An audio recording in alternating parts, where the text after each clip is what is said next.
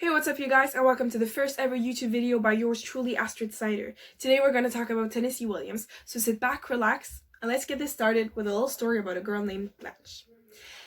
The story starts when Blanche moves in with her sister Stella and her abusive husband Stanley. Blanche's husband has recently died and she's quit her job as a teacher because of her nerves, or so she says.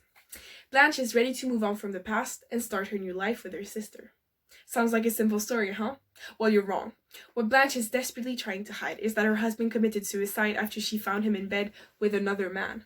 Not worse, but still bad, is that she got fired from her job for sleeping with one of her students.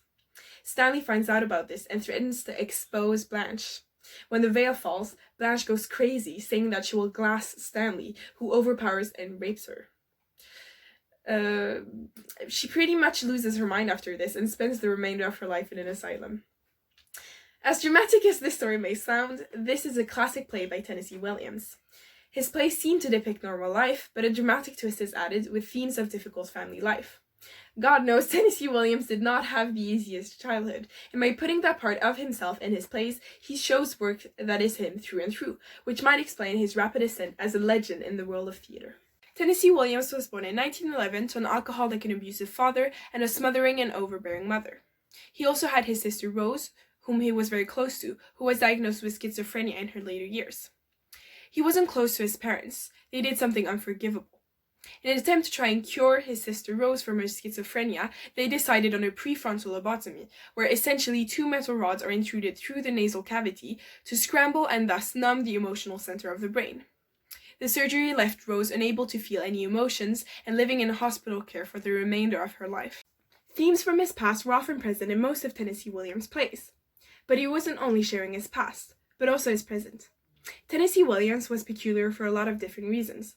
One was that he was openly gay at a time where this scandalous act can land you in prison.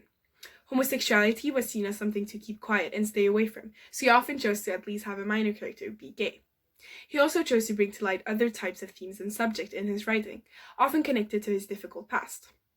Like sexuality on display, which had never been done before, but also madness, and over masculinity and aggression. There were themes of hidden addiction, self-sabotage, and attempts to reinvent the past to redefine the future. I think I've talked for a bit too long now, so I'll try to wrap it up. It's pretty difficult to give a short biography about Tennessee Williams when there's so much to tell. But basically, after his long-term partner, Frank Merlot, died of cancer, things pretty much went downhill. He was criticized by the public for having lost his signature touch. He was severely depressed, something which had gone much under the radar during the height of his career.